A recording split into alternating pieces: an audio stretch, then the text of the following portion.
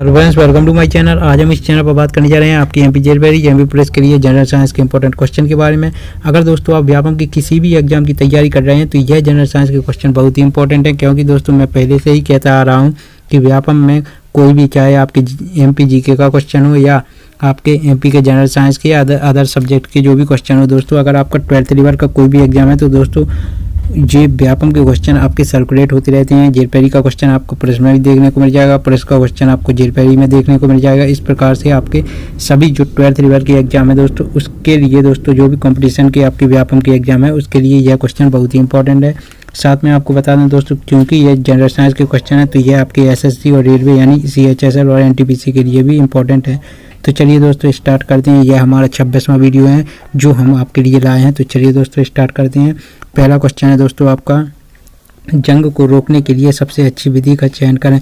और दोस्तों आपको बता दें, यह मैं आपको बता रहा हूँ 24 वीडियो जो मैंने पहले आपको पब्लिश किए थे या डाले थे अपने चैनल पर, वह सिर्फ मैंने आपको जो इंपॉर्टेंट क्वेश्चन थे जो आने की ज़्यादा से ज़्यादा संभावना थी वो डाले थे। अब दोस्तों उसके बाद जितने भी वीडियो डाल रहे हैं हम, वो सब आपके प्रीवियस ईयर में आए हुए क्वेश्चन है, तो इनको बहुत ही ध्यान से पढ़ें। इससे आपको यह भी पता चल जाएगा कि किस प्रकार के क्वेश्चन आपके एग्जाम में पूछे जाते हैं, और साथ में आपके दोस्तों पुराने जो प्रीवियस ईयर के क्वेश्चन है वो भी रिवाइज होते रहेंगे। तो दोस्तों यहाँ पर हम कुछ चुनिंदा क्वेश्चन ला रहे हैं, आप प्रीवियस ईयर के क्वेश्चन सीरीज को भी अटेम्प्ट कर सकते हैं दोस्तों। तो चलिए दोस्तों स्टार्ट करते हैं।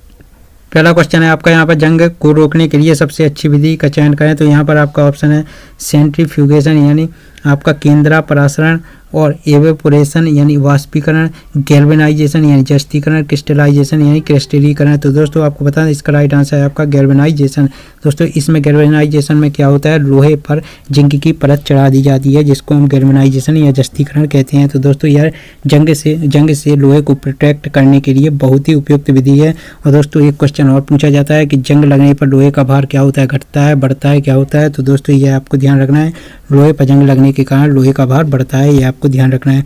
अगला क्वेश्चन है आपका यहाँ पर, निम्नलिखित में से कौन सी एक अकेंद्रीय कोशिका यानी आपकी न्यूक्लिएट सेल है। जी हाँ दोस्तों, न्यूक्लिएट सेल है। तो दोस्तों वह है दोस्तों यहाँ पर आपके ऑप्शन दिए गए हैं, fat cell, ovum, bone cell, human red blood cell. तो दोस्तों आपको यहाँ पर बता दें कि आपकी अकेंद्रीय कोशिका या न्यूक्लिएट सेल कौन सी है, वसा कोशिका यानी फैट सेल है। तो दोस्तों आपको ध्यान रखना है, फैट सेल एक अकेंद्रीय कोशिका या न्यूक्लिएट सेल है, न्यूक्लिएट सेल है। अगला क्वेश्चन है आपका यहाँ पर, शकरकंद जिसे हम स्वीट पोटैटो भी कहते हैं दोस्तों, स्वीट पोटैटो एक भूमिगत संरचना है जो भोजन को संग्रहित करती है। इस पौधे में भोजन कहाँ पर तैयार होता है। तो दोस्तों एक तो आपको यह ध्यान रखना है कि शकरकंद यानी स्वीट पोटैटो एक आपकी भूमिगत संरचना है। अब दोस्तों यहाँ पर आपको पूछा गया है कि जो भोजन को संग्रहित करती है, और आगे पूछा गया है इस पौधे में भोजन कहाँ पर तैयार किया जाता है। तो दोस्तों आपको बताना है शकरकंद में भोजन कहाँ पर तैयार किया जाता है।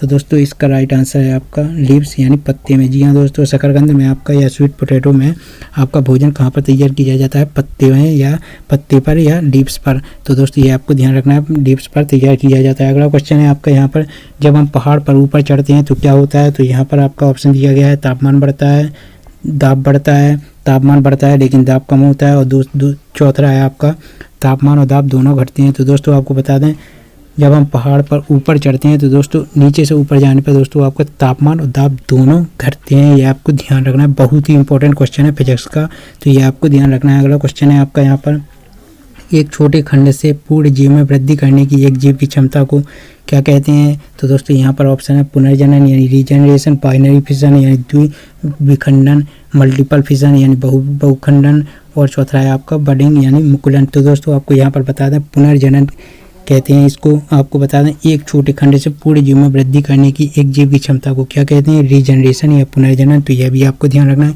सारे के सारे आपके प्रीवियस ईयर में जेईई में क्वेश्चन आए हुए हैं। तो दोस्तों यह क्वेश्चन आपके एमपी पुलिस और जेईई के लिए बहुत ही इंपॉर्टेंट है। अगला क्वेश्चन है आपका यहाँ पर, जब एक चींटी काटती है तो त्वचा में किस अम्ल को अंतःक्षिप्त करती है, मतलब किस अम्ल को इंजेक्ट करती है। तो दोस्तों चींटी में कौन सा अम्ल पाया जाता है आपका, वह है दोस्तों फार्मिक अम्ल। जी हाँ दोस्तों, जब एक चींटी काटती है तो त्वचा फार्मिक अम्ल को इंजेक्ट करती है। यह भी क्वेश्चन पूछा जाता है कि चींटी में कौन सा अम्ल पाया जाता है, तो यह चींटी के डंक में कौन सा अम्ल पाया जाता है, तो वह है दोस्तों फार्मिक अम्ल। यह आपको ध्यान रखना है। अगला क्वेश्चन है आपका यहाँ पर, वाष्पीकरण की दर निम्नलिखित में से किस कारक पर निर्भर नहीं करती। तो दोस्तों यहाँ पर आपका ऑप्शन है कलर ऑफ द लिक्विड यानी द्रव के रंग पर, विंड वेलोसिटी यानी पवन के वेग पर, सरफेस एरिया एक्सपोज यानी आपका अनावृत तल क्षेत्रफल यानी सरफेस एरिया पर, और ह्यूमिडिटी ऑफ एयर यानी वायु की आर्द्रता पर। तो दोस्तों यहाँ पर पूछा गया निर्भर नहीं करती वाष्पीकरण की दर। तो दोस्तों वह है दोस्तों द्रव के रंग। जी हाँ दोस्तों, आपकी वाष्पीकरण की दर पवन के वेग पर भी निर्भर करती है, सरफेस एरिया पर भी निर्भर करती है और वायु की आर्द्रता पर भी निर्भर करती है, लेकिन आपकी द्रव के रंग पर आपकी वाष्पीकरण की दर निर्भर नहीं करती। यह भी आपका जेईई में पूछा गया क्वेश्चन है प्रीवियस ईयर का। अगला क्वेश्चन है आपका यहाँ पर, उस अजैव कारक की पहचान कीजिए जिसके परिणाम स्वरूप भंडारण हानि होती है यानी स्टोरेज लॉस होता है। तो दोस्तों यहाँ पर आपका ऑप्शन है जीवाणु, रोडेंट्स यानी आपका बैक्टीरिया, रोडेंट्स यानी कृंतक, मॉइस्चर यानी नमी और माइट्स यानी दीमक। तो दोस्तों आपको बता दें यहाँ पर अजैव कारक आपको पूछा गया है कि उस अजैव कारक की पहचान कीजिए जिसके परिणाम स्वरूप भंडारण हानि या स्टोरेज लॉस होता है। तो दोस्तों वह है मॉइस्चर यानी नमी। जी हाँ दोस्तों, नमी के कारण आपके स्टोरेज कैपेसिटी कम होती है या स्टोरेज लॉस होता है। तो दोस्तों आपको ध्यान रखना है अजैव कारक आपका कौन है दोस्तों, मॉइस्चर यानी नमी, जिसके परिणाम स्वरूप दोस्तों आपकी भंडारण हानि होती है। तो दोस्तों ये आपको ध्यान रखना है।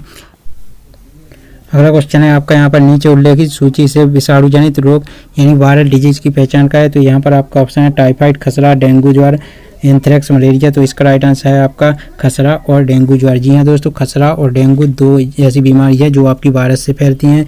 बाकी आपकी जो टाइफाइड है दोस्तों, यह आपके किससे फैलती है दोस्तों, यह आपके बैक्टीरिया से फैलती है, और मलेरिया आपकी प्रोटोजोआ से फैलती है। जबकि एंथ्रेक्स जो है दोस्तों, इसका आपको बताना है कमेंट बॉक्स में आंसर कि यह किससे यह बीमारी फैलती है। तो यह आपको कमेंट बॉक्स में इसका आंसर देना है। तो दोस्तों इसका राइट आंसर है आपका कौन सा, खसरा और डेंगू। ऑप्शन नंबर डी आपका राइट आंसर है। खसरा और डेंगू दोनों आपकी वायरस से होने वाली बीमारी हैं।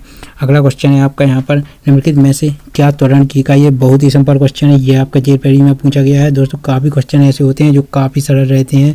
तो दोस्तों यहाँ पर आपको पूछा गया है त्वरण की इकाई क्या है। तो दोस्तों यूनिट पूछा गया है यहाँ पर त्वरण की। तो दोस्तों सेंटीमीटर पर सेकंड यह आपकी वेग की इकाई होती है, यह आपको ध्यान रखना है। किलोमीटर प्रति घंटा यह आपकी वेग की इकाई होती है, और आपकी जो त्वरण की इकाई है दोस्तों, वह है दोस्तों वेग में परिवर्तन की दर को त्वरण कहते हैं। तो दोस्तों वेग की इकाई आपकी होती है मीटर प्रति सेकंड। तो दोस्तों उसी हिसाब से आपकी यहाँ पर आप जैसे ही निकालेंगे तो इसकी मीटर प्रति सेकंड स्क्वायर इसकी इकाई होती है। तो दोस्तों त्वरण की आपकी जो इकाई होती है वह है दोस्तों मीटर प्रति सेकंड स्क्वायर। तो आपका यह option number C right answer है। मीटर प्रति सेकंड स्क्वायर आपकी त्वरण की इकाई है, जबकि मीटर प्रति सेकंड या किलोमीटर प्रति घंटा यह आपकी क्या है दोस्तों, वेग की इकाई है। यह आपको ध्यान रखना है। अगला क्वेश्चन है आपका यहाँ पर, हड्डी एक मांसपेशी से किसके द्वारा जुड़ी होती है। तो यहाँ पर आपका ऑप्शन है टेंडन यानी कंडरा। तो दोस्तों आपको इंग्लिश में ध्यान रखना है टेंडन, दूसरा नर्व, तीसरा जॉइंट और चौथा लिगामेंट। तो दोस्तों आपको यहाँ पर बता दें कि जब हड्डी एक मांसपेशी से जुड़ी रहती है तो दोस्तों उसको क्या कहते हैं दोस्तों, किसके द्वारा जुड़ी रहती है, वह टेंडन। तो